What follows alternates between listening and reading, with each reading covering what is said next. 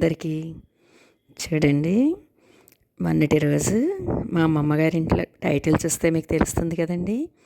మా అమ్మమ్మగారింట్లో ఎన్ మా అమ్మమ్మగారి ఇల్లు అంటేనే చక్కగా పెద్ద కుటుంబం అండి వాళ్ళది.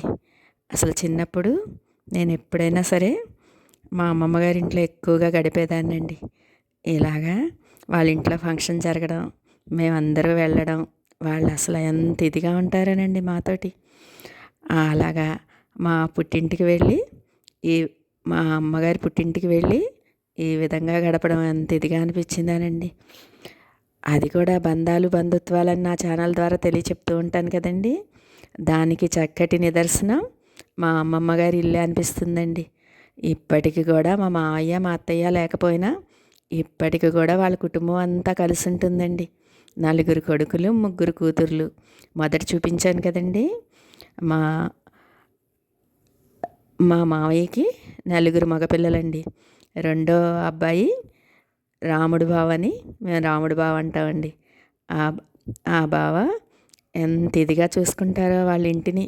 అసలు ఏ ఫంక్షన్ అయినా కూడా జరపడం కానీ, అలాగే వాళ్ళందరినీ కూడా ఎంతో చక్కగా చూసుకోవడం కానీ చాలా ఇదిగా చేస్తారండి. నా ఛానల్ ద్వారా బంధాలు బంధుత్వాలు ఎలా కొనసాగాలంటే ఈ విధంగా చేయాలని చెప్తాను కదండి. దానికి చక్కటి నిదర్శనం మా అమ్మమ్మ గారి మా అమ్మగారి పుట్టిల్లండి.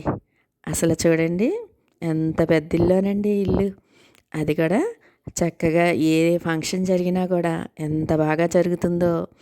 వాళ్ళ మూడో అబ్బాయి వాళ్ళ పాపది ఇలాగ మెచ్యూర్ ఫంక్షన్ జరుగుతుంది. 5 రోజులు పేరంటకాలు, అలాగే ఆఖరి రోజు భోజనాలు. ఈ విధంగా ప్రతిరోజు ఫంక్షన్ జరగడం అవుతుందండి. మొదటి రోజు వెళ్ళలేదని చెప్పి ఎంత ఇదిగా ఫీల్ అయిపోయారు అందరూ అని చెప్పి మొన్నటి రోజు వెళ్ళడం జరిగిందండి. అసలు అలా వెళ్ళడం ఇదిగోండి మా రాముడు బావ అని చెప్పాను కదండి. వాళ్ళ మిస్సెస్ ఏమో పార్వతక్క అండి. మేము పార్వతక్క అంటాము. ఆ అక్క ఇలాగా వాళ్ళ గదిలో తీసుకెళ్ళి మొత్తం వాళ్ళ ఏయో చిన్న అన్ని ముచ్చట్లు మాట్లాడుకోవడం జరిగింది. అదేవిధంగా అక్కడి నుంచి ఇదిగో అమ్మవారి చెప్పాను కదండి. త్యాగరాజ భవనంలో చక్కగా అమ్మవారికి ఎంత బాగా వాసవి అమ్మవారికి జరుగుతాయని అక్కడికి రావడం జరిగింది. అది కూడా మా అమ్మమ్మ గారి ఇంట్లో అమ్మాయికి మేనత్త ఫంక్షన్ చేస్తుంది కదండి ఒకరోజు. ఆ విధంగా మా మావయ్య కూతురు